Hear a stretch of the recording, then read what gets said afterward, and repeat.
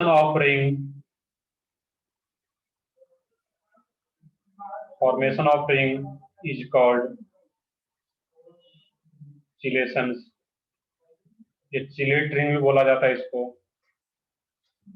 ये जो आ रहा है chelate ring due to formation of intramolecular H bonding, यहाँ पे स्टेबल बॉन्ड बन पाता है इस केस में। कोई भी एग्जांपल हो, अब यहाँ पे नाइट्रो ग्रुप पे जगह COH आ जाता, अब कोई भी इस टाइप का आ रहा हो, फॉर एग्जांपल मैं लिखूं, ध्यान इसमें ये रखना है कि जो इंट्रामोलर एच बॉन्डिंग आ रहा है वो किस पोजीशन पे हो, मेनली एक दूसरे के आर्थो पोजीशन पे अगर ग्रुप आ रहा है तभी इंट्रामोलर एच बॉन्डिंग होगा। मेटा या पैरा पे यही, अगर मैंने पिछले क्लास में बताया था कि यही OH और NO2 ग्रुप एक दूसरे के पैरा पोजीशन पे या फिर मेटा पे चला जाएगा तो उसमें इंट्रामोलर एच बॉन्डिंग नहीं बन पाएगा। उसमें फिर क्या बनेगा, वहां पे इंटरमोलिकुलर एच बॉन्डिंग दो मॉलिक्यूल के बीच में बनेगा। इंट्रामोलिकुलर होने के लिए एक दूसरे के आर्थो पोजीशन पे ही होना चाहिए। यहाँ पे देखिए C डबल बॉन्ड OHO, इसको इस टाइप से लिख लो यहाँ पे C डबल बॉन्ड OH, और यहाँ पे क्या आ रहा, OH आ रहा, तो यहाँ पर भी H बॉन्डिंग हो पाएगा इस केस में। और H बॉन्डिंग यहाँ पे अगर आ रहा है, ये भी क्या रहेगा, एक ही मॉलिक्यूल में आ रहा है, इंट्रामोलिकुलर H बॉन्डिंग। नेक्स्ट है यहाँ पे, अब कुछ और भी, और दूसरे टाइप का, ये तो पता है यहाँ पे कि बेंजीन रिंग है, कोई भी रिंग आ रहा है इस टाइप का रिंग का फॉर्मेशन हो सकता है। अब यहाँ पे फ्लोरीन हो, FO, F आ रहा है यहाँ पे CH OH, और यहाँ पर भी क्या आ रहा, OH। अभी तक जो लोग क्लास में पढ़ते आ रहे थे एक पॉइंट ऑर्गेनिक में कि एक ही कार्बन पे अगर दो OH ग्रुप हो वो क्या होता है, अनस्टेबल, या पहले पढ़े भी हो गए कि एक ही कार्बन पे दो OH ग्रुप तो अनस्टेबल, तो वहां से वाटर रिलीज हो जाता है। बट कुछ केस में जहां पे कि हाइड्रोजन बॉन्डिंग काम कर रहा है वहां पे, लाइक यहाँ पे, इस केस में स्टेबल हो पाता है कि एक ही कार्बन पे दो OH भी है तो ये स्टेबल हो पाता है due to formation of intramolecular H bonding. यहाँ पर भी रिंग का फॉर्मेशन हो रहा है। यहाँ पे कितने नंबर का रिंग बन रहा है, 1 2 3 4 5, यहाँ भी 5 नंबर का रिंग बन रहा है, जिसको भी हम लोग क्या बोलते हैं यहाँ पे, इंट्रामोलिकुलर एच बॉन्डिंग।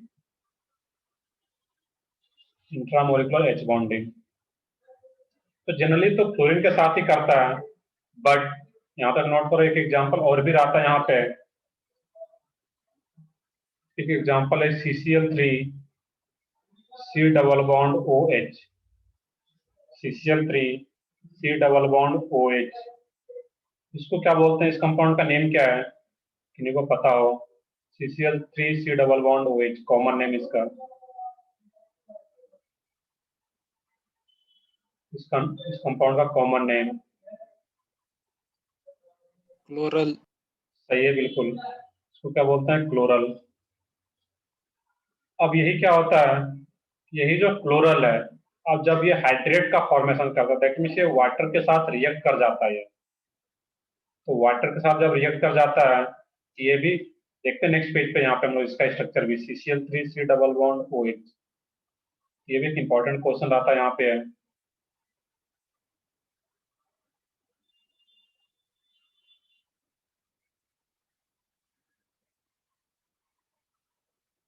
नेक्स्ट है इसमें, तो ये कंडीशन आता है इंटरमोलर एच बॉन्डिंग के लिए। नेक्स्ट है यहाँ पे, मैं इसमें ये बताना चाह रहा था कि CCl3 और ये C डबल बॉन्ड OH है, इसी का जब रिएक्शन वाटर के साथ कर देते हैं, एल्डिहाइड के साथ, ये जो कंपाउंड बनाता है यहाँ पे है CCl यही वाटर मॉलिक्यूल इस यहाँ पे आके अटैक करता है। वैसे ही ऑर्गेनिक का पार्ट है, बट देखोगे फिर भी जैसे आके अटैक करता है पाई बॉन्ड ओपन होता है यहाँ पे, और यही जो पाई बॉन्ड है यहाँ पे, तो ये क्या करेगा, O माइनस बनता है और वाटर का H प्लस फिर एक्सेप्ट कर लेता है। मैं यहाँ पे दिखा देता हूँ OH और ये एक H। अब क्या होता है यहाँ पे, ये क्लोरल हाइड्रेट बोलते हैं इसको। क्लोरल जब वाटर के साथ रिएक्ट कर लेते हैं इसको क्या नाम देते हैं हम लोग, क्लोरल हाइड्रेट। अब ये जो क्लोरल हाइड्रेट होता है यहाँ पे है, वैसे chlorine generally H bonding show नहीं करता, बट इस केस में अगर इंट्रामोलर एच बॉन्डिंग आ रहा है ये भी हम लोग एच बॉन्डिंग ही बोल लेते हैं यहाँ पे, इंट्रामोलर एच बॉन्डिंग भी क्लोरीन यहाँ पे शो कर पाता है, जिसके चलते ये जो जैसे कि CF3 आ रहा था उसी तरह ये भी शो कर रहा है क्लोरीन भी, इंट्रामोलर एच बॉन्डिंग आ रहा है तो क्लोरीन शो कर पाता है कुछ अमाउंट में यहाँ पे, ये भी क्या रहा था एच बॉन्डिंग इंट्रामोलिकुलर। ये जो क्लोरल हाइड्रेट होता है ये भी स्टेबल हाइड्रेट हो पाता है because of formation of intramolecular H bonding, और ये भी 5 मेंबरिंग आ रहा है यहाँ पे। इस टाइप का जो भी अगर सिचुएशन हो वहाँ पे 5 मेंबर्ड या 6 मेंबर्ड रिंग बन रहा है और कंडीशन क्या हो, H हाइड्रोजन के साथ कनेक्टेड हो, नाइट्रोजन ऑक्सीजन क्लोरीन हो, और एक एक्सेप्शनल केस टाइप से बोल सकते हो कि क्लोरीन भी अगर आ रहा है इंट्रामोलर एच बॉन्डिंग में ये भी शो कर पाता है, क्योंकि इसका भी इलेक्ट्रोनेगेटिविटी का वैल्यू नाइट्रोजन के अप्रॉक्स ही होता है, बट ये इंट्रामोलिकुलर जब रहेगा तभी, इंटरमोलिकुलर में ये नहीं आ पाता है। ये तुम लोग देख रहे थे इंट्रामोलर एच बॉन्डिंग होता क्या है, अब इसके कारण क्या क्या फैक्टर्स अफेक्ट होता है यहाँ पर, इंपॉर्टेंट पॉइंट यहाँ पे नोट करना है। Due to formation of due to formation of intramolecular H bonding,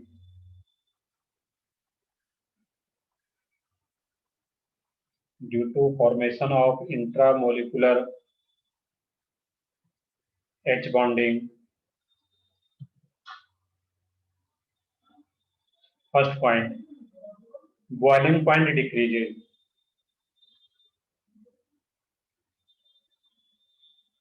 boiling point decreases, जबकि उसका उल्टा था इंटरमोलिकुलर में, इंटरमोलिकुलर में क्या रहा था, इंक्रीज कर रहा था बॉइलिंग पॉइंट।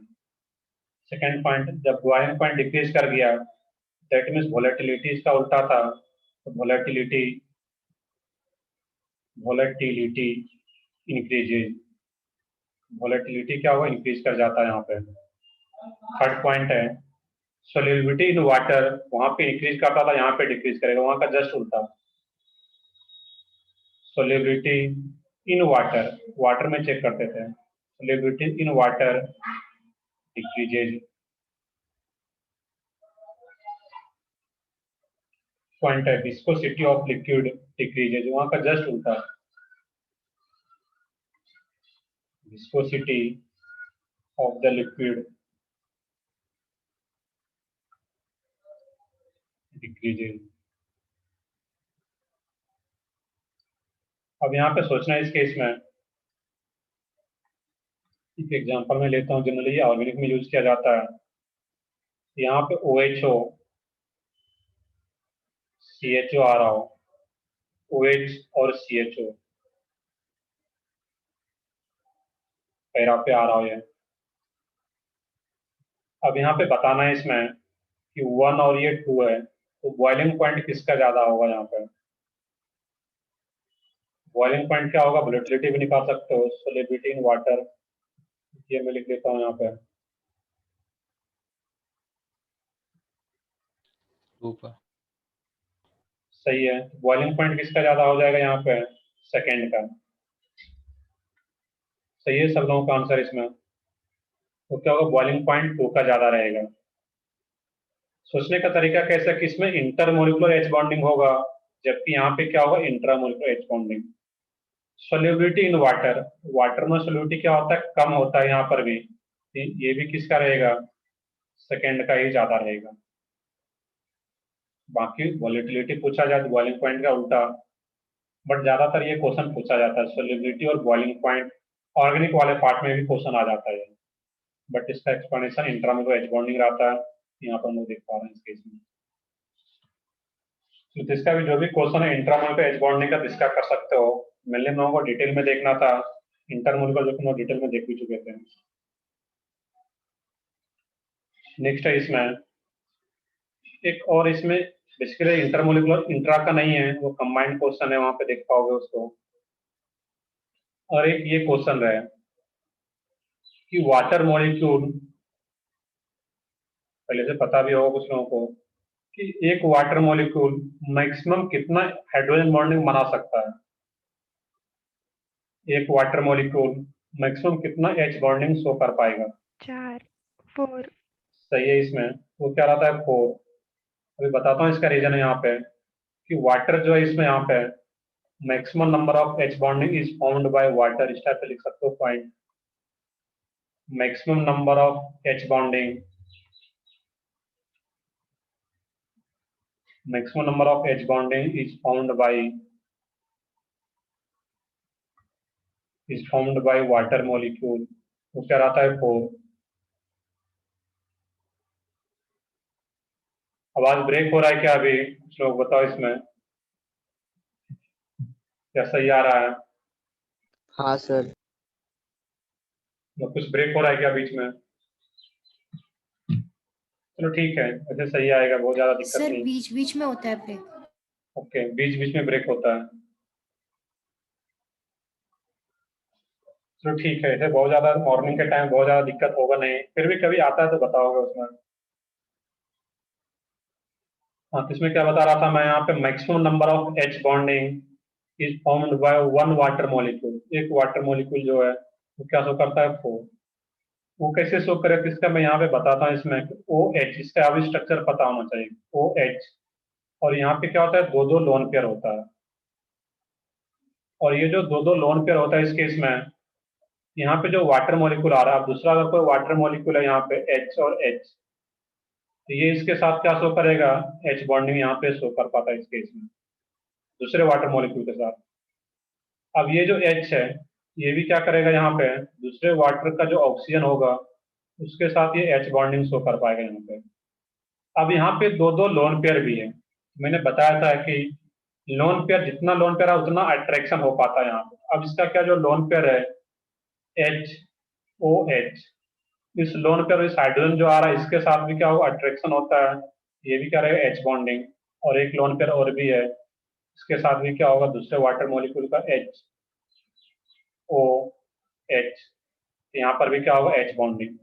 एक वाटर मॉलिक्यूल जो है दो हाइड्रोजन के साथ एच बॉन्डिंग बनाता है दूसरे वाटर मॉलिक्यूल के साथ, और दो लोन पेयर होने के चलते ये भी एच बॉन्डिंग शो कर पाता है दूसरे वाटर मॉलिक्यूल से। एक जो वाटर मॉलिक्यूल आ रहा था यहाँ पे, ये वाला पार्ट को देखना, तो ये कितना एच बॉन्डिंग बना रहा है यहाँ पे, 4। अब यहाँ पे एक पॉइंट ये भी देखना था, ये तो एक क्वेश्चन ये पूछा जा सकता है। अब इसमें देखना है यहाँ पे एक क्वेश्चन ये भी नॉर्मली पूछा जाता है कि जो आइस होता है, आइस फ्लोट्स ऑन वाटर, इसका रीजन क्या होता है? जो आइस होता है वो वाटर पे फ्लोट कर पाता है, उसका रीजन भी यहाँ से इंट्रामोल ये एच बॉन्डिंग से आ पाता है, इंटरमोलिकुलर। अब इसका रीजन यहाँ पे ये है कि नॉर्मली हम लोग जानते हैं, इनको लिख लोगे, जनरली जो डेंसिटी होता है, generally density of solid, solid का जो डेंसिटी होता है वो क्या होता है, लिक्विड से ज्यादा होता है। बट जो आइस का डेंसिटी है यहाँ पे, but density of ice less than water, water का जो डेंसिटी है वही ज्यादा है आइस से। अब इसका रीजन क्या होता है, यहाँ पे इसका डेंसिटी क्यों कम हो जाता है? यहाँ पे एक पॉइंट देखना है कि जब ये इंटरमोलिकुलर एच बॉन्डिंग बनाता है, यहाँ पे पॉइंट लिख देता हूँ पहले, due to intermolecular H bonding, due to intermolecular H bonding, intermolecular spacing increases, intermolecular spaces, intermolecular spacing increases. अब इसका मीनिंग समझना है यहाँ पे कि क्यों फ्लोट करता है आइस वाटर पे। इसका रीजन क्या होता है, intermolecular H bonding, that means hydrogen bonding simply बोल सकते हैं।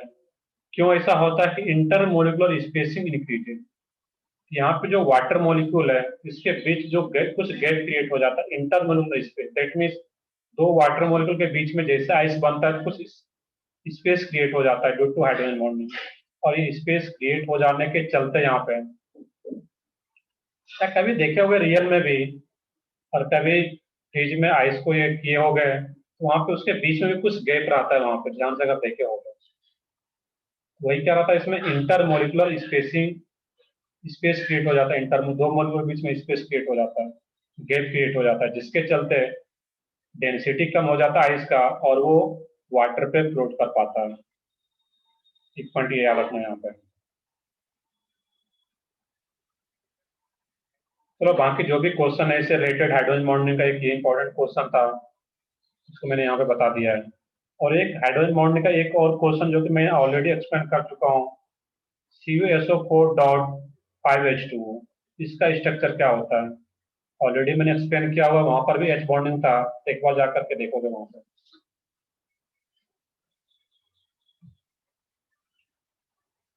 चलो आगे देखते हैं, फिर इसमें हम लोग यहाँ पे नेक्स्ट है। चलो हम लोग आते हैं फिर, एक आयनिक बॉन्ड अभी भी बचा हुआ है। आयनिक बॉन्ड से पहले एक लास्ट टॉपिक है, इसमें कोवैलेंट बॉन्ड टाइप का जो भी रहता है, वैन डर वाल फोर्सेस, उसको देख लेते हैं यहाँ पे। और आयनिक बॉन्ड में हम लोग फाजान्स रूल भी देखेंगे कि फाजान्स रूल क्या होता है। तो पहले हम लोग देख लेते हैं इंटर मोलिकुलर फोर्सेस या वैन डर वाल फोर्सेस।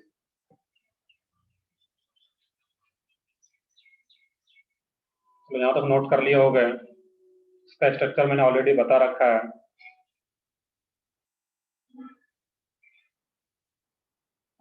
इसमें अगर कभी रीजन आता है तो एक टर्म ये याद रख लोगे इसमें, इंटर मोलिकुलर स्पेस।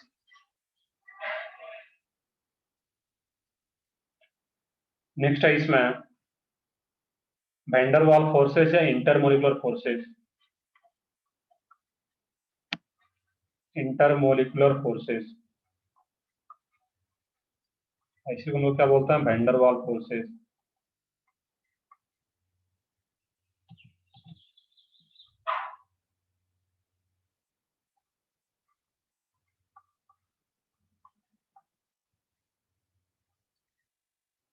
अब देखना कि इंटर मोलिकुलर फोर्सेस क्या होता है यहाँ पे। इंटर मोलिकुलर फोर्सेस नेम से क्लियर है, दो मॉलिक्यूल के बीच में ये फोर्स होगा, अट्रैक्शन होगा, फोर्स या अट्रैक्शन। तो intermolecular attraction, intermolecular attraction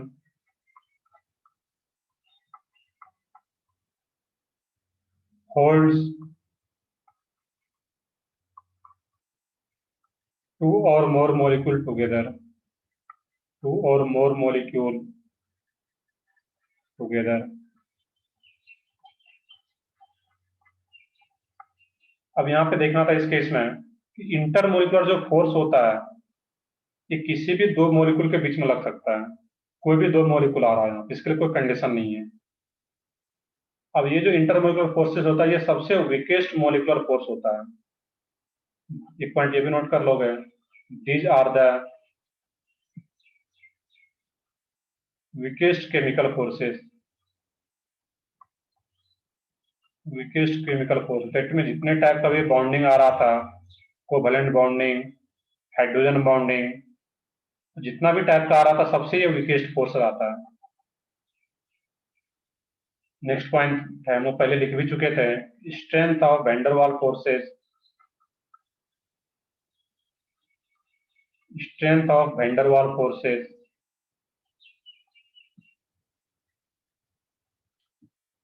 van der Waals forces directly proportional to molecular weight, directly proportional to boiling point, directly proportional to surface area and inversely proportional to branching। ये हम लोग hydrogen bonding में भी एक point लिखे थे। और van der वाल फोर्स और एच बॉन्डिंग की बात करें तो एच बॉन्डिंग का स्ट्रेंथ, जहां भी एच बॉन्डिंग लग रहा है उसका स्ट्रेंथ ओवरऑल ज्यादा रहता है, जिसके चलते उसका बॉइलिंग पॉइंट भी ज्यादा हो जाता था। अब इसका टाइप्स देखते हैं यहाँ पे। ये तो क्लियर है कि ये किसी भी दो मॉलिक्यूल या उससे ज्यादा मॉलिक्यूल के बीच में लग सकता है यहाँ पे। अब types of van der Waals forces short में देखें, types of van der Waals forces. Van der Waals forces,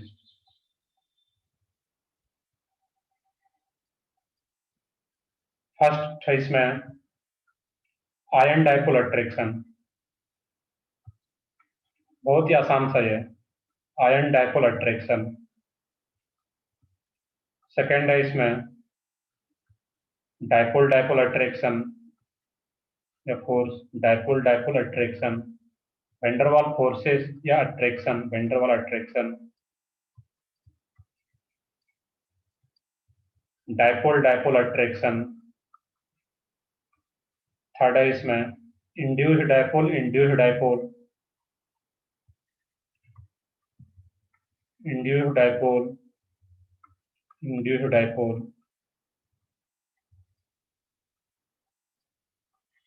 attraction. और इसी का फेमस नेम क्या रहता है यहाँ पे, इसी को हम लोग क्या बोलते हैं, लंदन डिस्पर्सन फोर्स या सिंपली लंदन फोर्स।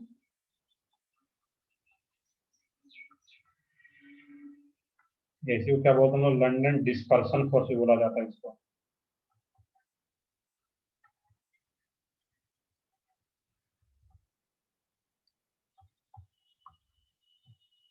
ये भी तुम्हारे एनसीईआरटी में केमिकल बॉन्डिंग चैप्टर में नहीं है, बट किसी फिजिकल वाले चैप्टर में ये कहीं ना कहीं दिया हुआ रहता है इंटरमोलिकुलर फोर्सेस। नेक्स्ट है इसमें dipole induced dipole attraction, dipole induced dipole attraction,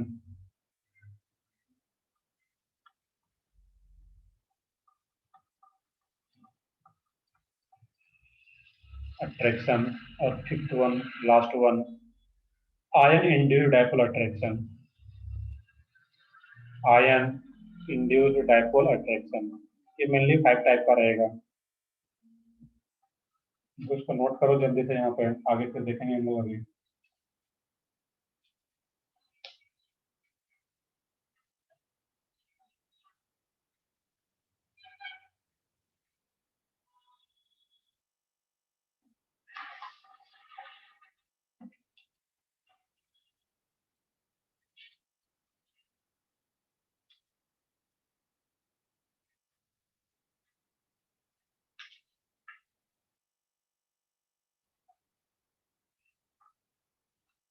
तो देखते हैं फिर आगे हम लोग इसमें यहाँ पे। सबसे फर्स्ट है यहाँ पे आयन डायपोल अट्रैक्शन, जैसा कि नाम से क्लियर है ये कि आयन और डायपोल।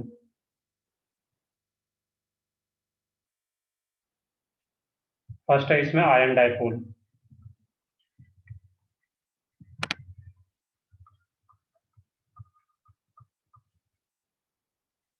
अब आयन डायपोल की बात करते हैं यहाँ पे हम लोग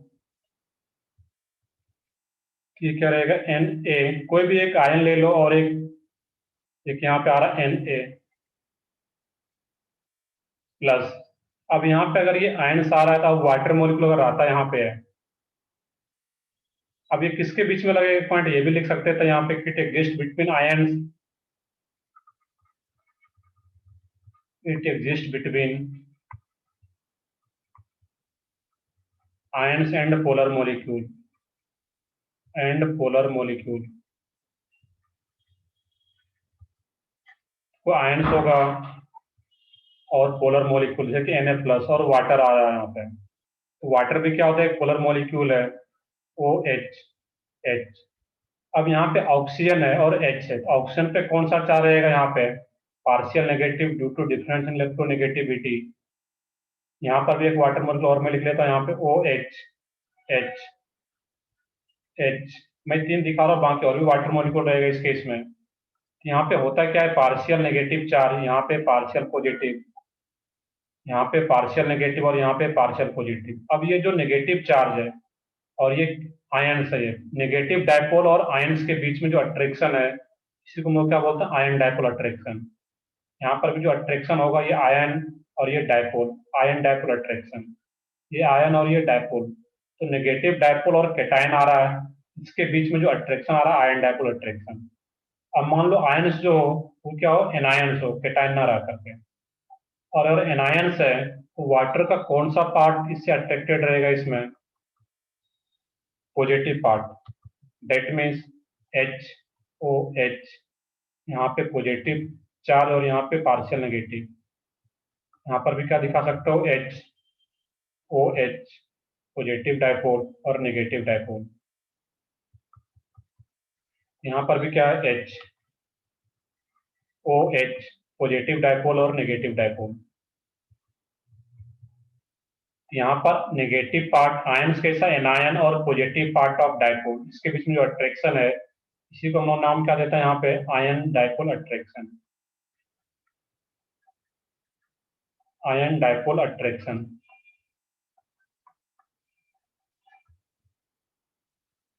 यहाँ पे इसके बीच में एग्जिस्ट करता है, ये पॉइंट याद रखना, आयंस और पोलर मॉलिक्यूल के बीच में, जहाँ पे कि पोल क्रिएट हो सके, नेगेटिव और positive.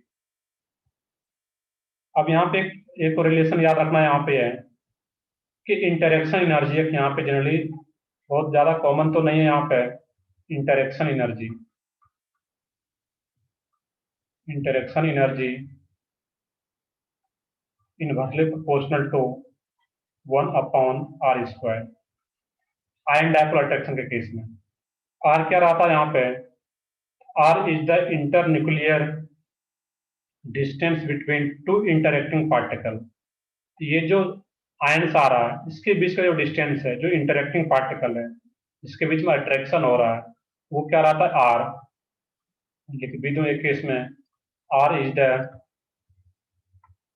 Internuclear distance, internuclear distance, ये सब चीजें तुम्हें एनसीईआरटी में गिवन मिलेगा, distance between two interacting particle, two interacting particle, that means ions और डायपोल के बीच का जो डिस्टेंस होगा यहाँ पे अट्रैक्शन का, हम आर से इंडिकेट कर रहे हैं, और उसका रिलेशन क्या आता है, 1/r², that means inversely proportional to r²। इसको डायरेक्टली याद रखना है, यहाँ पे कैसे आता है क्या आता है वो यहाँ पे हम लोग उतनी डिटेल में नहीं जा रहे हैं। आर क्या ये पता है, और इसके साथ रिलेशन क्या होता है, जो इंटरेक्शन एनर्जी होता है, एनर्जी तो कुछ ना कुछ, जब अट्रैक्शन होगा इंटरेक्शन होगा यहाँ पे रहेगा, वो क्या रहता है, आर के साथ रिलेशन r²।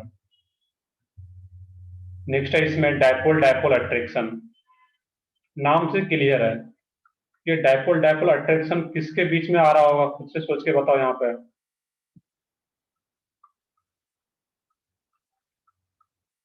जहाँ पे डायपोल क्रिएट हो रहा होगा, सही है। ये क्या हुआ इसमें, it exist between two polar molecule,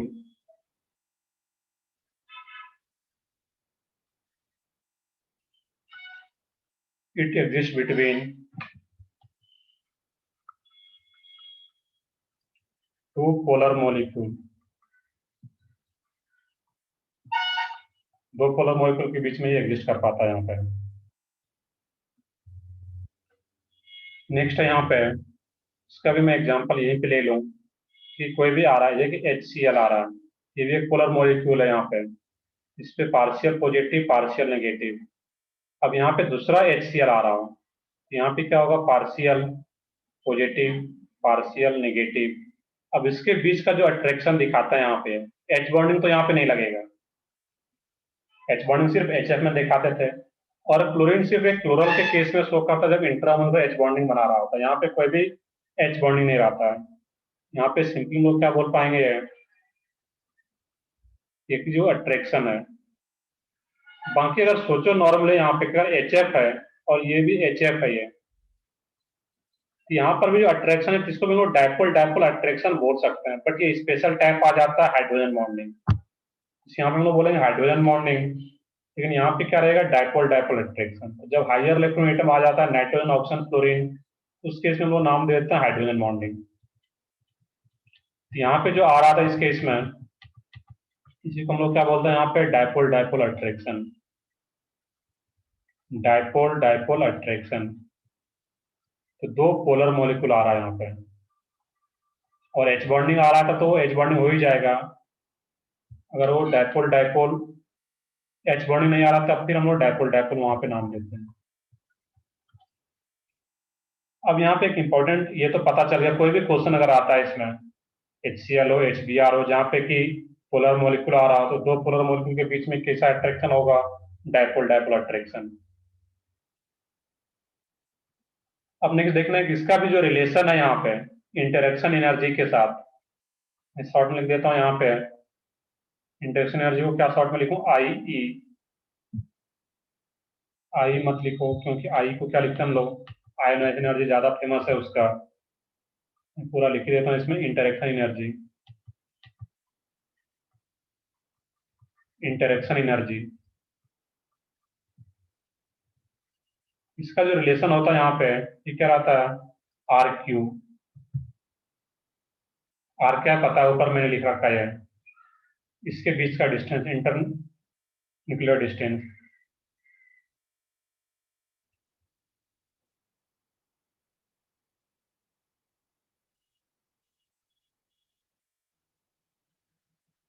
तो इसको नोट करो, आगे फिर देखता हूँ इसमें यहाँ पे।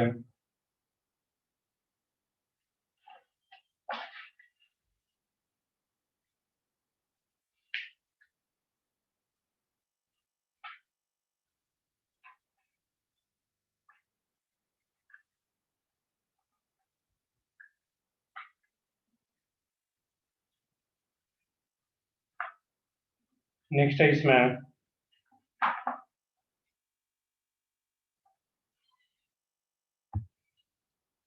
Induced dipole attraction.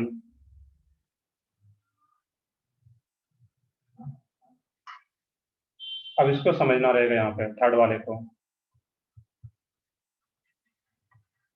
Induced dipole, इस पे बेस्ड क्वेश्चन हम लोग देखते हैं कैसा क्वेश्चन आ सकता है, वो देखेंगे हम लोग लास्ट में। इंड्यूस्ड डायपोल अट्रैक्शन,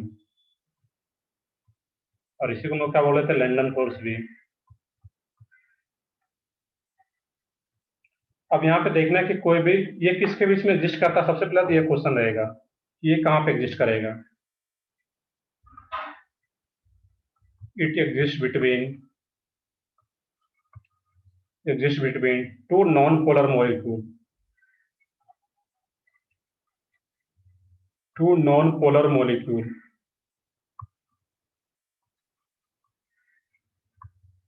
अब देखना कि नॉन पोलर मॉलिक्यूल में कैसे अट्रैक्शन हो पाता है यहाँ पे। इसमें एग्जांपल लिख लो यहाँ पे कि Cl2 हो, Br2 हो, H2 हो, जो भी नॉन पोलर मॉलिक्यूल आ रहा है।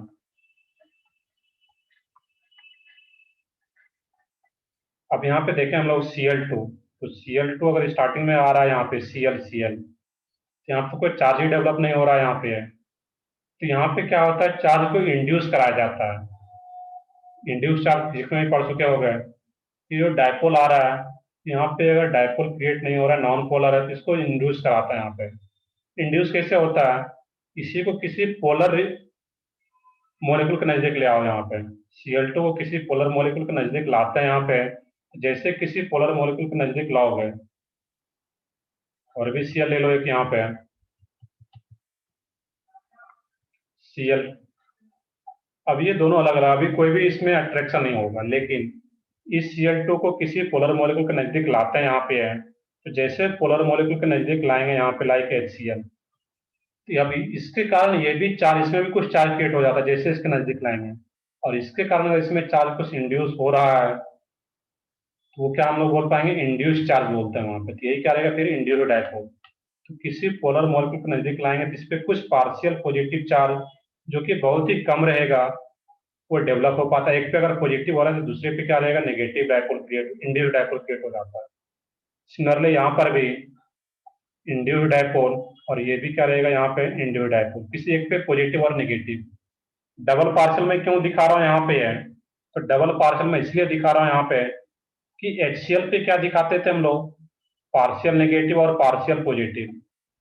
जितना यहाँ पे पार्शियल पॉजिटिव चार्ज डेवलप हो रहा था, उससे कम यहाँ पे आता है, क्योंकि इंड्यूस होके आ रहा है, तो इससे कम ही रहेगा यहाँ पे।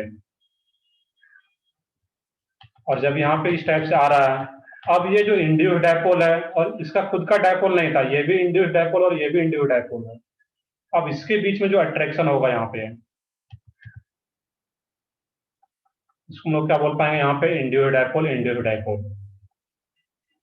ऑलरेडी लिखा हुआ ऊपर,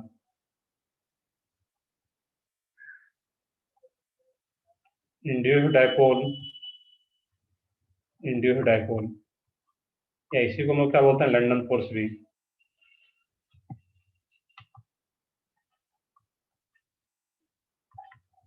किस टाइप से याद रखना था यहाँ पे।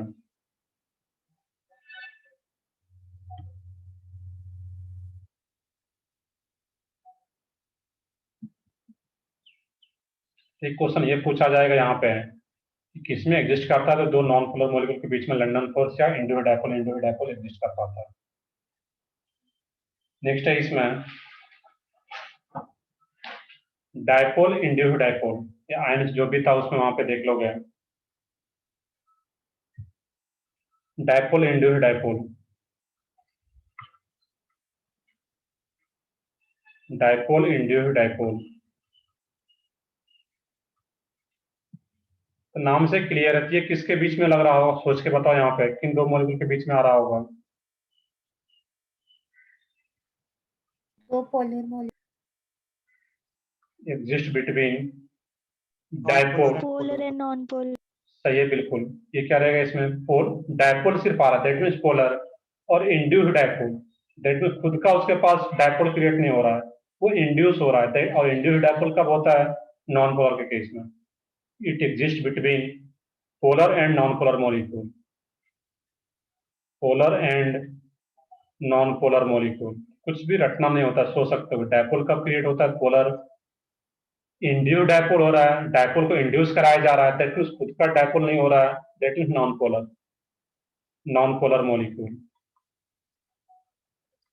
एग्जाम्पल खुद से सोच सकते हो यहाँ पे, HCl और Cl2।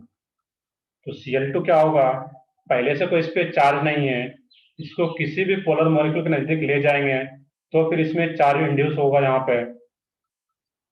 डबल का मतलब क्या है कि कम चार्ज डेवलप होता है एज कम्पेयर टू दिस, और यहाँ पे क्या रहेगा, पार्शियल नेगेटिव पार्शियल पॉजिटिव, और यहीं पे जो अट्रैक्शन होगा इसके बीच का, उसी को हम लोग क्या बोलेंगे यहाँ पे, dipole induced dipole attraction.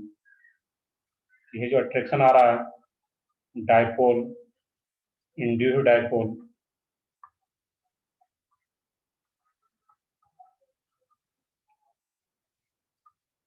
Attraction.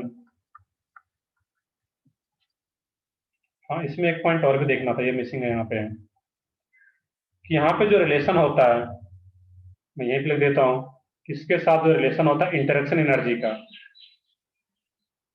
वो क्या रहेगा यहाँ पे, अंडरस्टूड है कि जो रिलेशन किसके बीच का लिख रहे हैं वो इंटरेक्शन एनर्जी। इंड्यूस्ड डायपोल में रहता है 1/R6, ये रिलेशन रहता है यहाँ, इसको एक याद रखना था। और इसमें जो रिलेशन रहता है यहाँ पे है, ये डायपोल इंड्यूस्ड डायपोल वाले में ये भी सेम रहता है यहाँ पे, इंटरेक्शन एनर्जी का रिलेशन R6। तो नोट करो इसको, फिर देखते हैं आगे हम लोग यहाँ पे।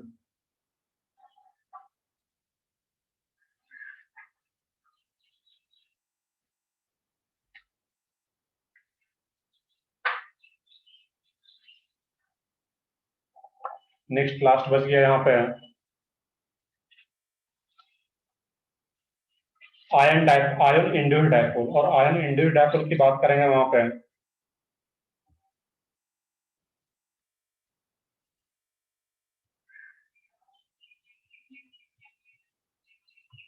आयन इंड्यूस्ड डायपोल, ये किन दो मॉलिक्यूल के बीच में आ रहा होगा, एक आयन और एक नॉन इंड्यूस्ड डायपोल, का मतलब ही क्या है, non polar. Ion induced dipole attraction, it exist between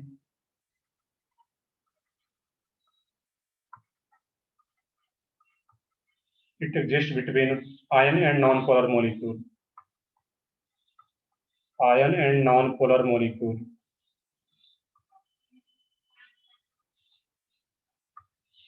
अब यहाँ पे एग्जांपल को भी ले सकते थे कि Na+ है non polar molecule, that means पहले वो इंड्यूस होगा, दैट मीन्स Cl2 या Br2 जो भी लेना चाहो, इसमें पार्शियल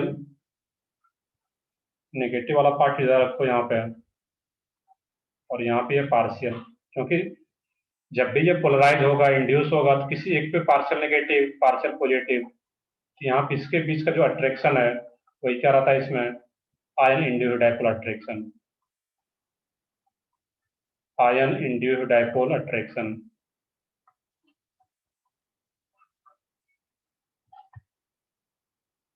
अब इसका जो रिलेशन रहता है इसको भी मैं लिख देता हूँ इंटरेक्शन एनर्जी के साथ, R⁴ इस टाइप से रिलेशन रहता है यहाँ पे। क्वेश्चन बहुत ज्यादा पूछा नहीं गया ये रिलेशन, बट आ सकता है एग्जाम में, एनसीईआरटी में गिवन है ये।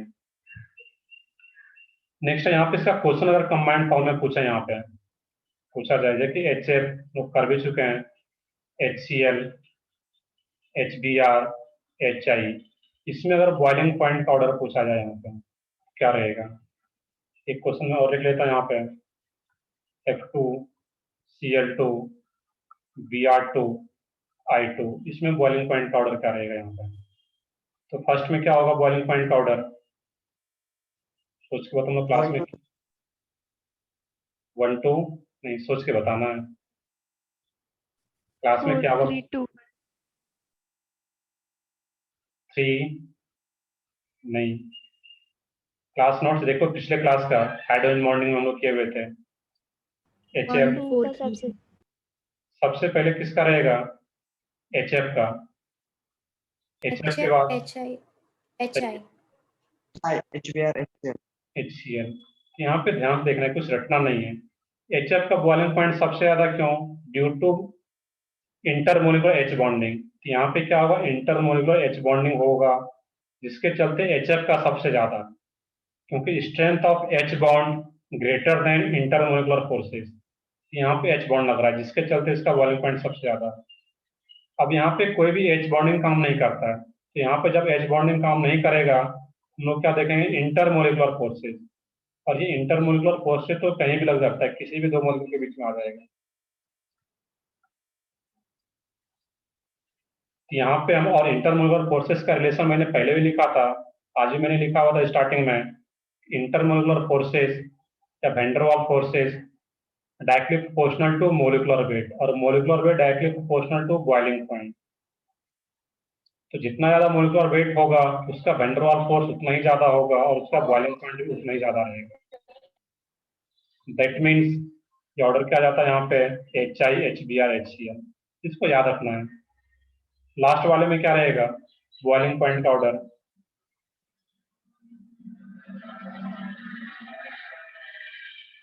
सोचो इसमें,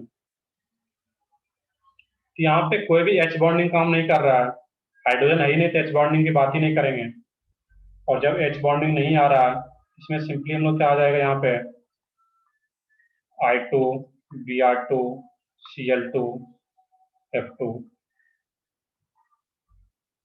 I2, Br2, Cl2, F2, इस टाइप से हम लोग सोच पाएंगे यहाँ पे। यहाँ पे सिर्फ और सिर्फ क्या होगा? ये लंदन फोर्स लगेगा, तो मोलिकुलर वेट के बेसिस पे बता पाएंगे हम लोग इस केस में।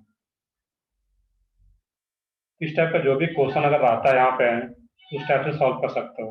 H बॉन्डिंग आ रहा है, H बॉन्डिंग का फैक्टर पहले देखेंगे।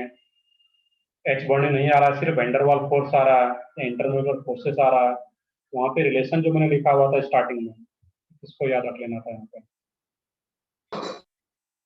ये रिलेशन को। नेक्स्ट है इसमें, ये तुम लोग देख रहे थे इंटरमोलिकुलर फोर्सेस। नेक्स्ट पार्ट है यहाँ पे आयनिक बॉन्ड। तो अभी तक जो हम लोग पढ़ रहे थे यहाँ पे, वो क्या रहा था इसमें? कोवैलेंट बॉन्ड का कहीं ना कहीं इन्वॉल्वमेंट था, और कोऑर्डिनेट बॉन्ड हम लोग पढ़ चुके थे, और इसी में जितना भी था, फिर बैक बॉन्डिंग, बनाना बॉन्डिंग, जो भी आ रहा था, हाइड्रोजन बॉन्ड हम लोग पढ़ चुके हैं। नेक्स्ट है इसमें आयोनिक बॉन्ड, जो मेजर पार्ट है इसमें।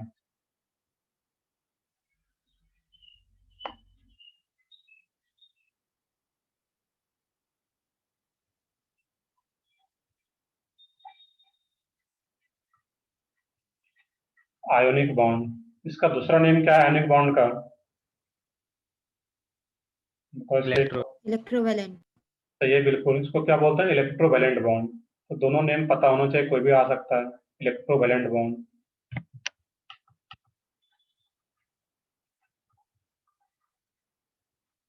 शायद इसका क्वेश्चन तुम लोग जब एक्सरसाइज कर रहे हो बॉन्ड नेम का, शायद स्टार्टिंग में दे रखा है आयनिक बॉन्ड कुछ क्वेश्चन, एक सेक्शन, तब उसको भी सॉल्व कर पाओगे। नेक्स्ट है इसमें यहाँ पे आयनिक बॉन्ड, इसका फॉर्मेशन कैसे होता है यहाँ पे? देखिए, कोवैलेंट बॉन्ड का म्यूचुअल शेयरिंग हो रहा था, इसमें क्या डिफाइन कर सकते हो सिंपल वर्ड में? Complete transfer of valence electron. Ionic bond is formed due to due to complete transfer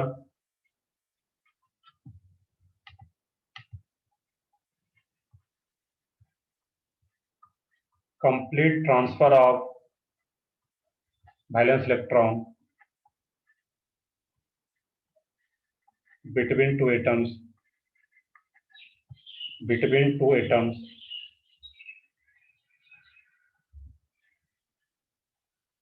अब यहाँ पे देखना था ये किस दो एटम के बीच हम लोग पढ़े थे कोवलेंट बॉन्ड। तो कोवलेंट बॉन्ड किसके किसके बीच में बनता था? Non metal. ये किसके बीच में बनेगा? Metal non metal.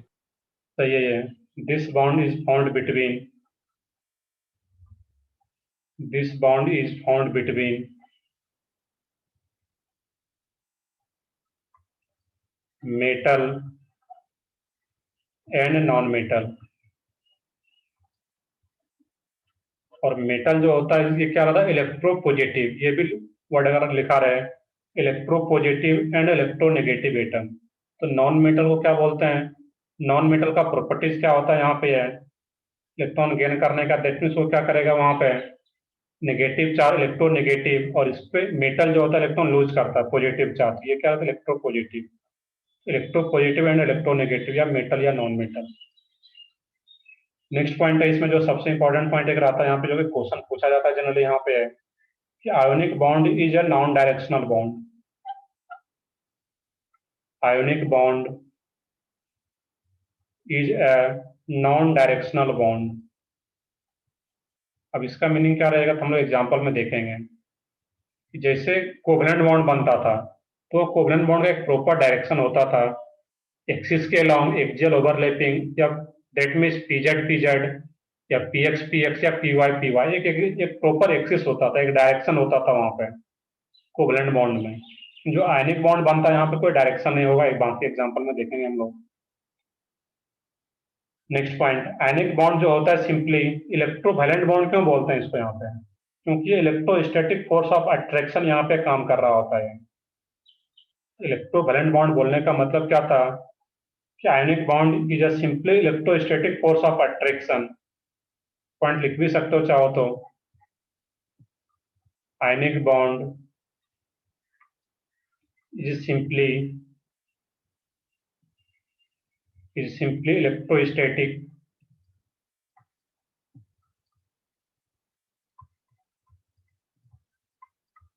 Attraction. Electrostatic force लिख सकते हो, फिजिक्स में तुम लोग ज्यादा फेमिलियर हो इससे। Electrostatic force between cation and anion.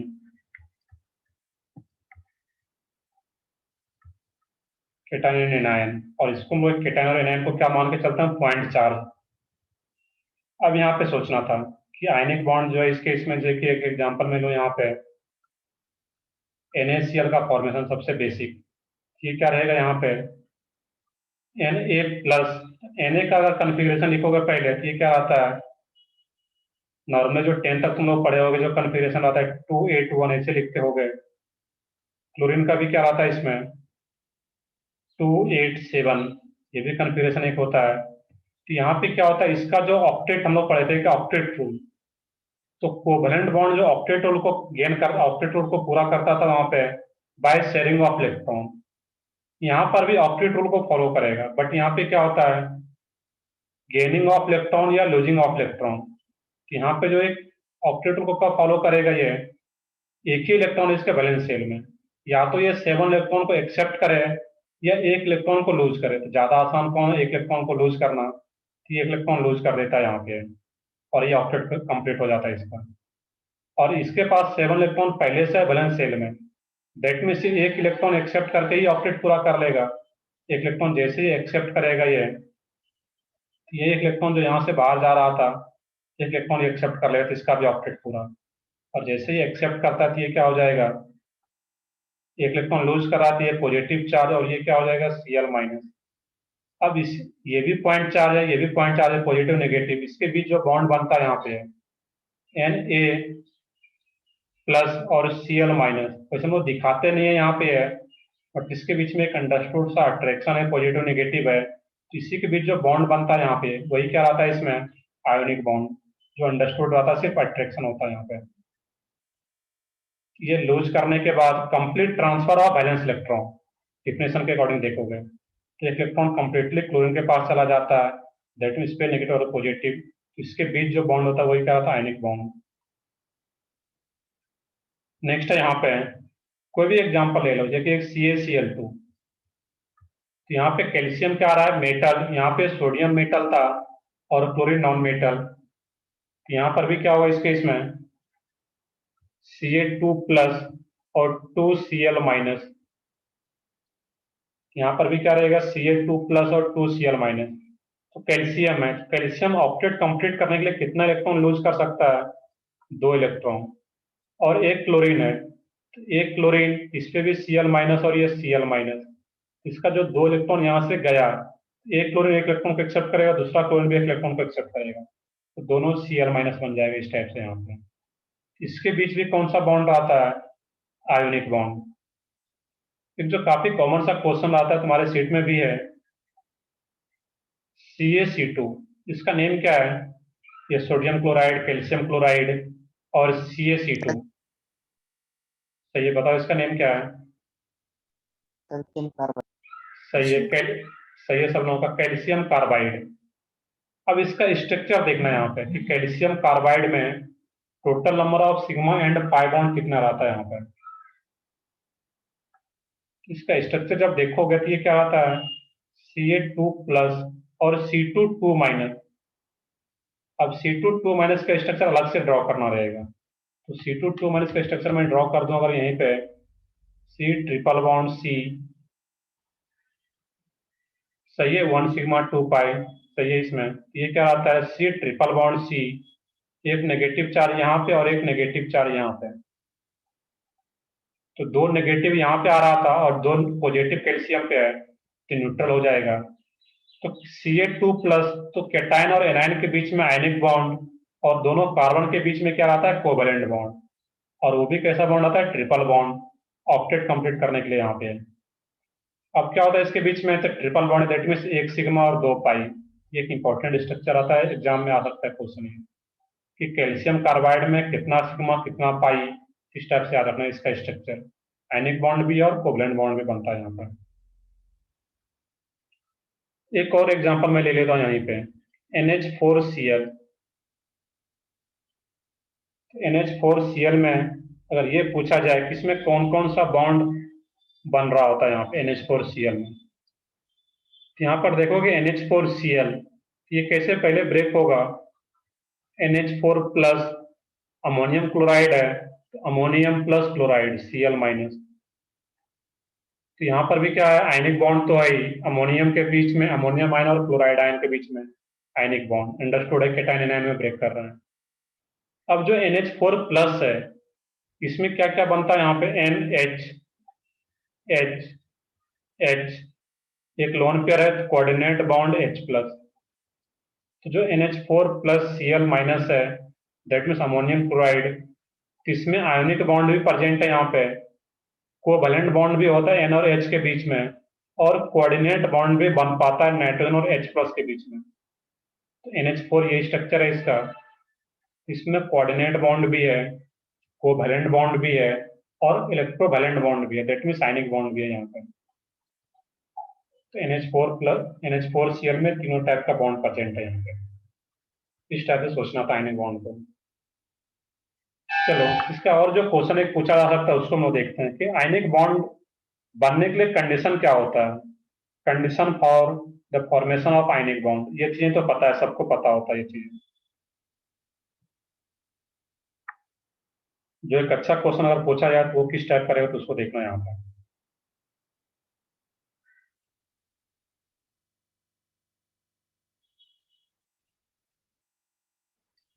Condition for formation of ionic bond,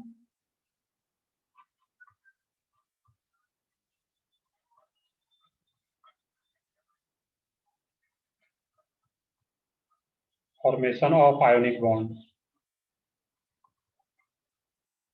या आयनिक कंपाउंड का फॉर्मेशन का condition for formation of ionic compound. First point है इसमें, ये काफी इंपॉर्टेंट पार्ट है, इसको याद रखना है। फर्स्ट है इसमें electronegativity difference between two combining elements, electronegativity difference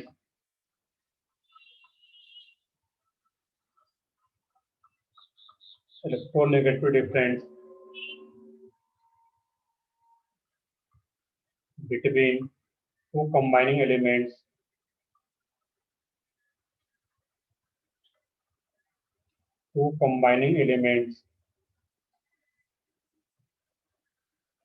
elements must be larger.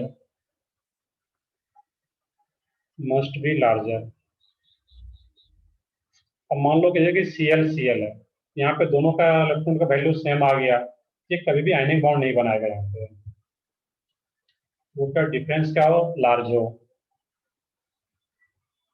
Second point है इसमें आयोनाइजेशन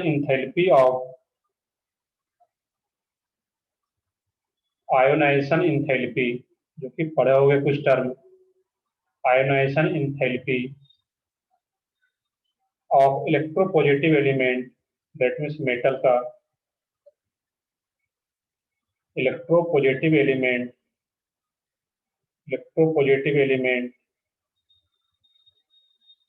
must be low.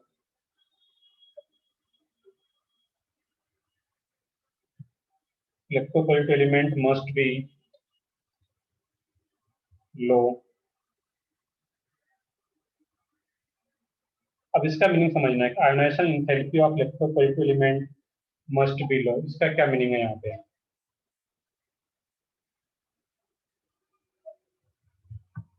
इसका जो मीनिंग रहेगा यहाँ पे कि एक इलेक्ट्रॉन यहाँ से क्या हो, इस केस में बाहर जाना है एक इलेक्ट्रॉन यहाँ से, और एक इलेक्ट्रॉन को अगर बाहर जाना है इस केस में यहाँ पे,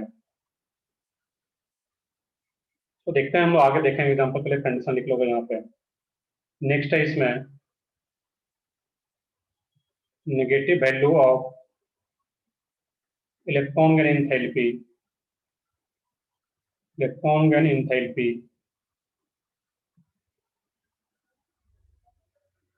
enthalpy of electronegative element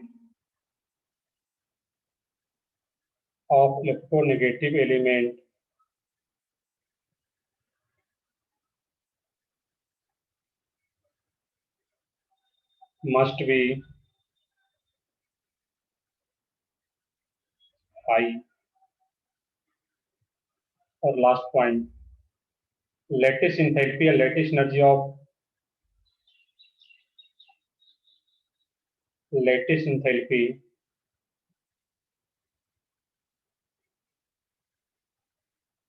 of an ionic solid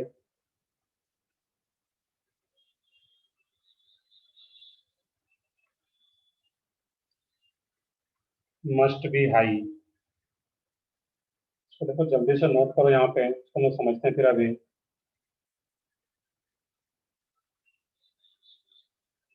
sir हाँ बताओ।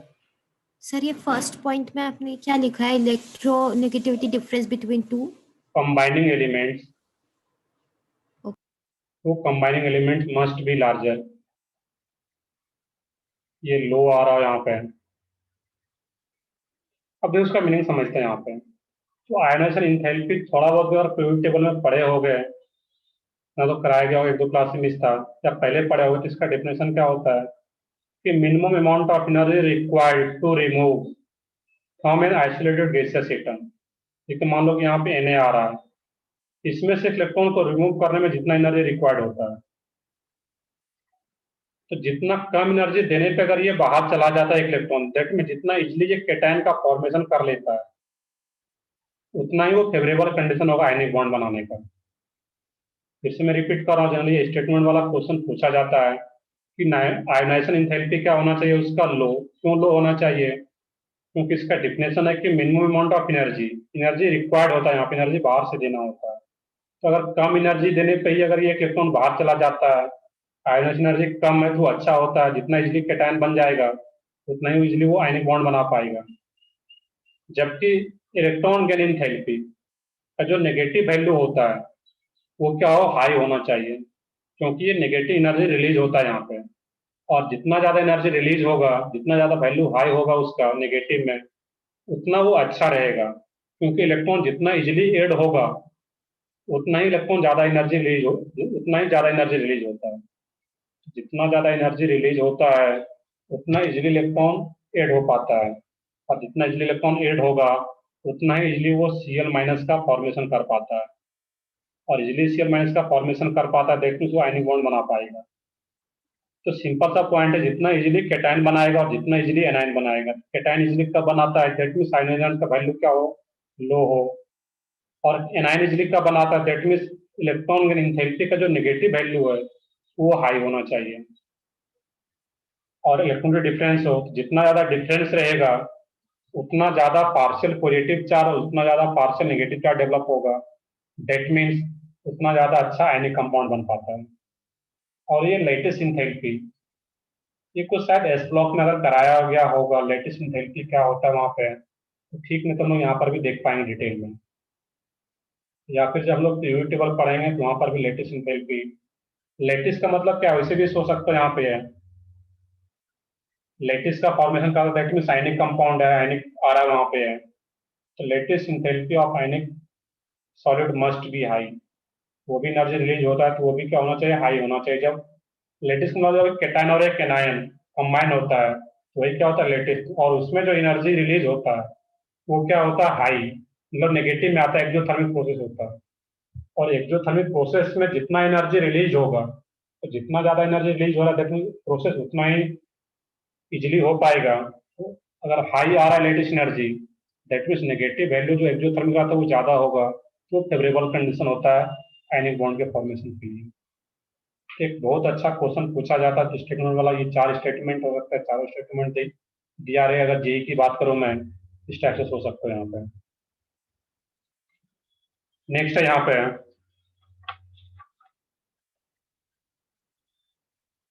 ये तो पॉइंट आ ही गया यहाँ पे है। अब इसके अलावा कुछ और पॉइंट आयनिक कंपाउंड के बारे में लिखना चाहो यहाँ पे। इसका जो अरेंजमेंट होता है सॉलिड स्टेट में पढ़े हो गए फिजिकल केमिस्ट्री में, पॉजिटिव आयन नेगेटिव आयन वो क्रिस्टलाइन सॉलिड बना पाता है, लेटिस का फॉर्मेशन कर पाता है वहां पे। अब इसमें एक टर्म रहता है यहाँ पे, इसको जानना है यहाँ पे, आइसोमॉर्फिज्म। आइसोमॉर्फिज्म ये क्या होता है, आइसोमर्स हम लोग पढ़े थे, आइसोमर्स का क्या था, मोलिकुलर फार्मूला सेम था। अब यहाँ पे देखना है कि जो आयनिक कंपाउंड होता है तो वो क्या करता है, आइसोमॉर्फिज्म शो करता है, जबकि कोवेलेंट कंपाउंड जो था वो क्या शो कर रहा था, isomerism.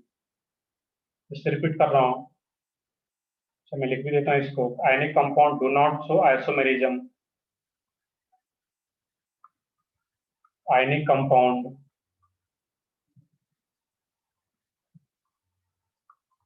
do not show isomerism,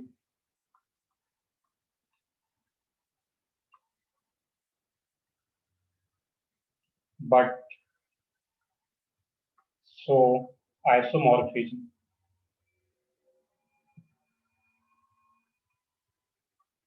But show isomorphism. अब देखना यहाँ पे आइसोमॉर्फिज्म क्या होता है। यहाँ पे मैं यहीं पे लिख देता हूँ इसका डेफिनेशन आइसोमॉर्फिज्म का, crystals of different ionic compounds, crystals of different ionic compound। तो ध्यान से देखना है, पहले हो सकता है नहीं पढ़े हो गए, तो इसको ध्यान से देखना है। crystals of different ionic compound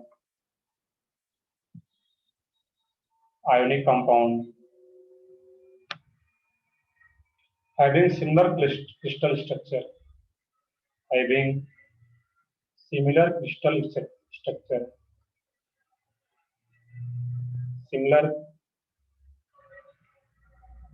crystal structure, ये एक important point था। similar crystal structure are known as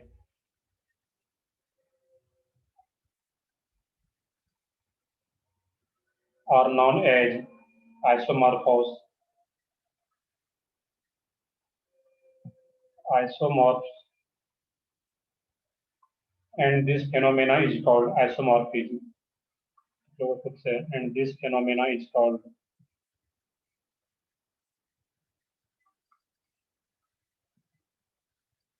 is called isomorphism. इतना हम लोगों को डेफिनेशन प्रॉपर याद रखने की जरूरत नहीं है, बोर्ड तो देना नहीं है यहाँ पे। यहाँ पे याद कर रखना है हैविंग सिमिलर क्रिस्टल स्ट्रक्चर, बस एक ये पॉइंट याद रखना है। आइसोमॉर्फिज्म में क्या होगा, सिमिलर क्रिस्टल स्ट्रक्चर। अब इसका एग्जांपल हम देखेंगे।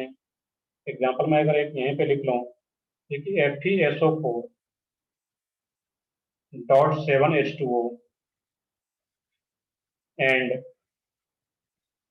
MgSO4 डॉट 7H2O, इसके बीच में जो रिलेशन है वो एक दूसरे का क्या रहेगा, आइसोमॉर्फिज्म। क्योंकि FeSO4 यहाँ पर भी आ रहा है और MgSO4 यहाँ पर भी आ रहा है, तो जो इसका क्रिस्टल स्ट्रक्चर है वो एक जैसा आ रहा है। FeSO4 और MgSO4 एक जैसा आ रहा है, दैट मीन्स ये क्या होगा, इस केस में आइसोमॉर्फिज्म शो कर पाता है यहाँ पे। और भी देखते हैं इसको लोग डिटेल में, आइसोमॉर्फिज्म और क्या क्या आता है यहाँ पे। FeSO4 डॉट 7H2 और MgSO4 डॉट 7H2। दो पॉइंट, एक कंडीशन क्या होता है कि जो डेफिनेशन देख रहे थे सिंगल क्रिस्टल स्ट्रक्चर हो, कंडीशन क्या हो यहाँ पे, कंडीशन फॉर आइसोमॉर्फिज्म। नया टर्म है, अगर कुछ लोग पहले नहीं पढ़े हो तो ध्यान से देखोगे इसको।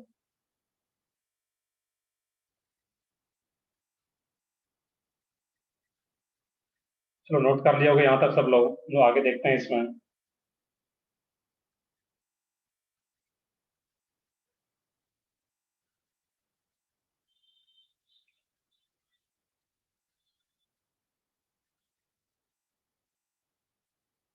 हाँ, नेक्स्ट है इसमें यहाँ पे कंडीशन आइसोमॉर्फिज्म का।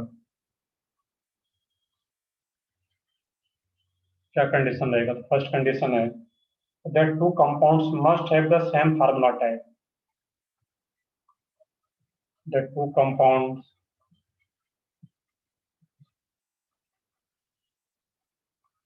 must have same formula type।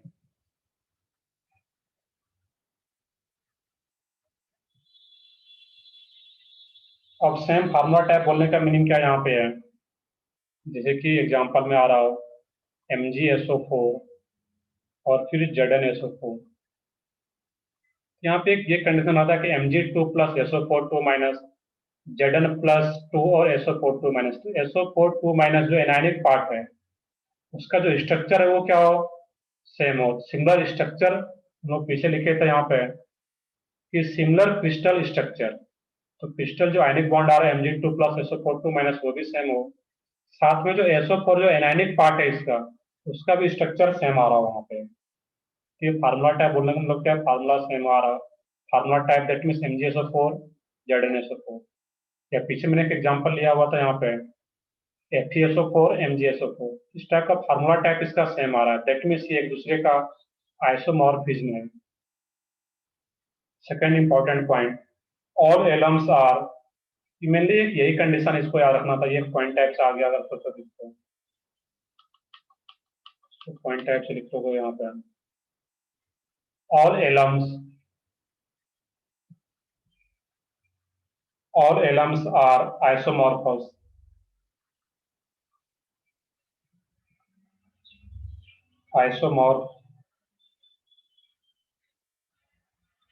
because they have same formula type, because they have same formula type।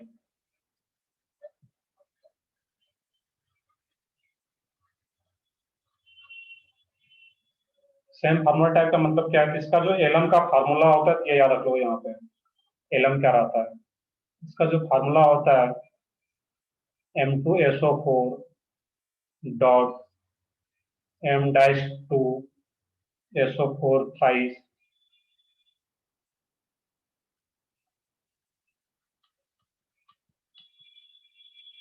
SO4 thrice dot 24H2O। M क्या होता है यहाँ पे, जो M है यहाँ पे मैं इसको लिख देता हूँ पहले, where M is monovalent cation, monovalent cation, क्या रहेगा यहाँ पे? Monovalent cation. एम डाइस क्या यहाँ पे?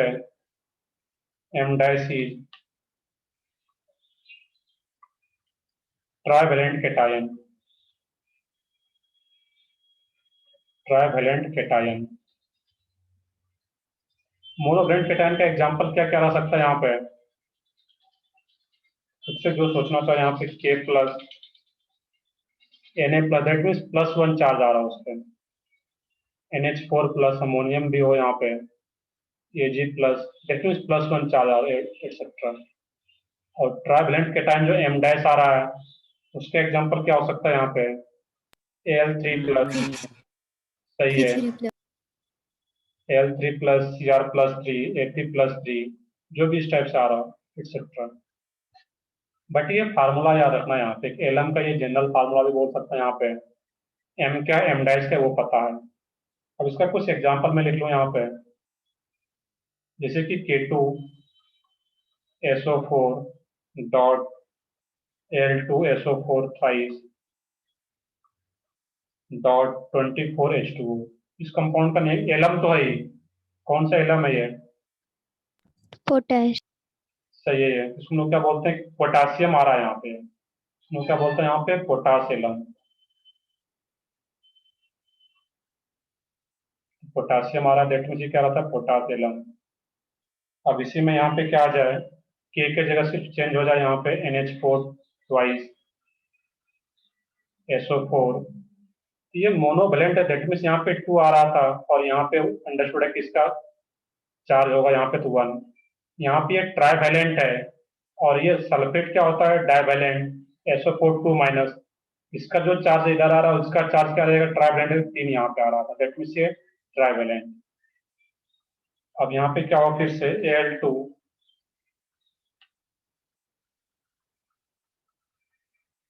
L2SO4 thighs dot 24H2O। इसका नेम क्या रहेगा?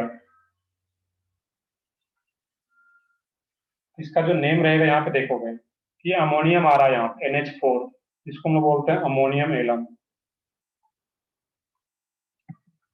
Ammonium alum.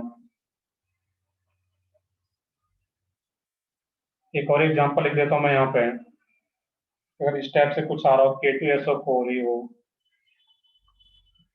Dot Cr2SO4 thrice dot 24H2O। इसका नेम क्या रहेगा? बता सकते हो सोच के? पोटासियम तो नहीं है, पोटासियम तो इसको बोल रहे हैं, इसको लोग क्रोमियम के बेसिस से बोलते हैं, इसको बोलते हैं क्रोम एलम या क्रोमिक एलम। यहाँ पे कंडीशन ये है कि बाद वाला जो एम डाइस है वो क्या हो? ट्राइवैलेंट हो, और जो पहले वाला वो क्या हो? मोनोवैलेंट आ रहा हो। इस टाइप से इसका नेम देते हैं यहाँ पे हम लोग। ये चीजें क्लियर हो गया होगा यहाँ पे कि एलम का हम लोग वर्ड यूज कर रहे हैं इस केस में। एक लास्ट एग्जांपल देख लोगे यहाँ पे,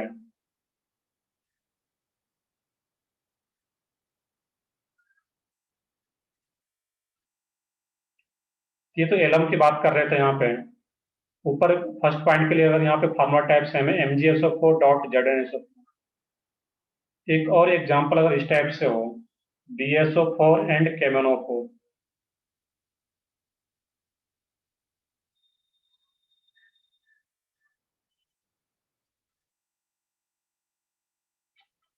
BaSO4 एंड KMnO4। इसका भी जो फार्मूला टाइप है वो सेम ही है यहाँ पे। बेरियम आ रहा है, पोटेशियम आ रहा है, इसका जो फार्मूला टाइप है वो सेम ही आ रहा है। या फिर देखो तो इसमें Ba2 प्लस और K प्लस, बट यहाँ पे सल्फेट आ रहा है SO4 2 माइनस, और यहाँ पे क्या रहता है MnO4 माइनस। दोनों का जो स्ट्रक्चर लिखोगे तो वो टेट्राहेड्रल ही रहेगा यहाँ पे। तो स्ट्रक्चर क्या आता है? टेट्राहेड्रल है, तो फार्मूला टाइप भी सेम है। या फिर जो एनायनिक पार्ट है उसका अगर स्ट्रक्चर सेम आ रहा है, दैट मीन्स वो भी एक दूसरे का आइसोमॉर्फ्स रहेगा वहाँ पर, और आइसोमॉर्फ्स। बाकी आइसोमॉर्फ से क्वेश्चन आएगा तो सिंपल सा क्वेश्चन रहेगा, क्योंकि क्लियरली पता चल जाएगा कि वो आइसोमॉर्फ है या नहीं है। तो कोवलेंट कंपाउंड में तो ये बनता ही नहीं है, वो किसमें होगा, आयनिक कंपाउंड में ये शो कर पाता है आइसोमॉर्फ।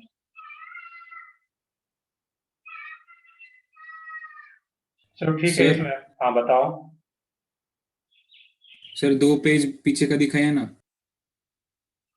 ये पेज या और पीछे है,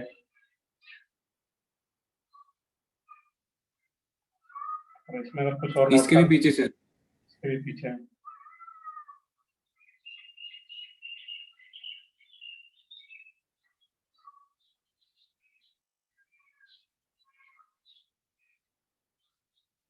तो देखो, सर हाँ बताओ। सर इसमें का जो थर्ड पॉइंट है एक बार वापस एक्सप्लेन कर दीजिए ना। ये थर्ड पॉइंट जो है यहाँ पे कि negative value of electron gain enthalpy. चलो सबसे पहले तो ये बताओ तुम लोग कि ये पढ़े हुए यहाँ पे जो प्यूरिटी टेबल पढ़ाया गया था स्टार्ट में, वैसे वो बहुत पहले कराया गया होगा, हम लोग एक बार इसको दोबारा भी कर लेंगे प्यूरिटी टेबल को।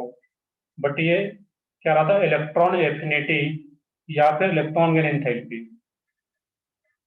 ये जो इलेक्ट्रॉन गेन एंथैल्पी है, ये पढ़े या नहीं पढ़े तुम लोग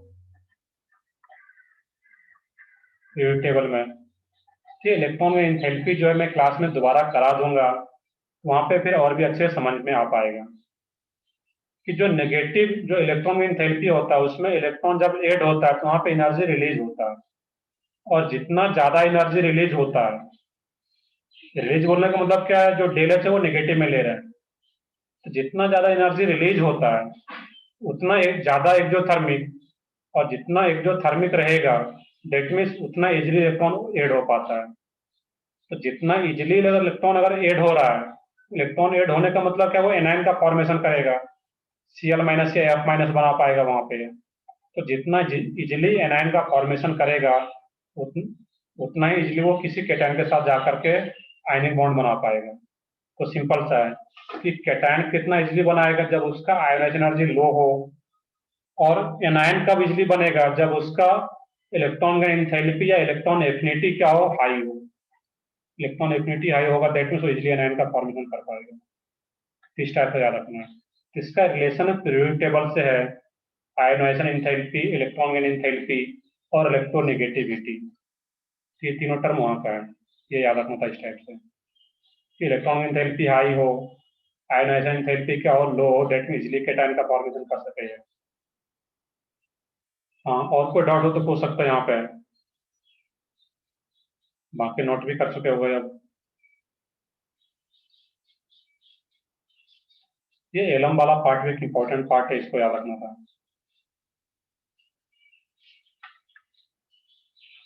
चलो नेक्स्ट है इसमें, नेक्स्ट क्लास में बाकी स्टार्ट करेंगे फाजान रूल, पोलराइजेशन।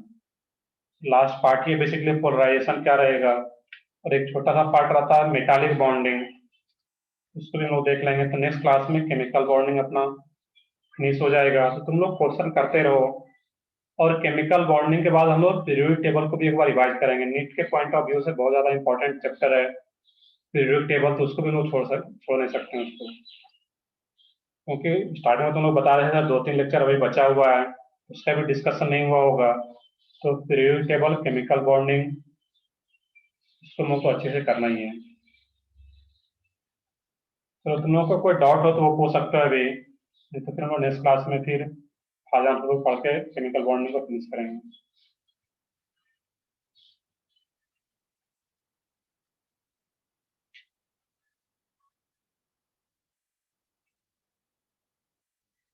चलो ठीक है, बट क्वेश्चन लगा होगा, सबके पास बुकलेट होगा, और कुछ लोगों के पास बुकलेट नहीं है, तो ये रेजो सर ऐप से अगर कर पाओगे तो वहां से देख लोगे। अभी तो सेंटर पे जो बुकलेट है वहां पे सेंटर पे, बट वहां पे तो अभी शायद ऑफिस बंद ही है वहां पे, तो रेजो सर ऐप से भी कर सकते हो अगर बुकलेट नहीं है तो। और इसमें डिस्कशन में प्रॉपर टाइम दूंगा मैं, ऐसा नहीं कि आज ही ये केमिकल बॉन्डिंग खत्म हो, चैप्टर खत्म हो गया, तो इसमें जितना भी 3-4 लेक्चर लगेगा डिस्कशन में तो प्रॉपर टाइम दिया जाएगा। बिल्कुल, मुझे याद है हाइड्रोकार्बन का भी बाकी है, हाइड्रोकार्बन से ही हम स्टार्ट करेंगे पहले।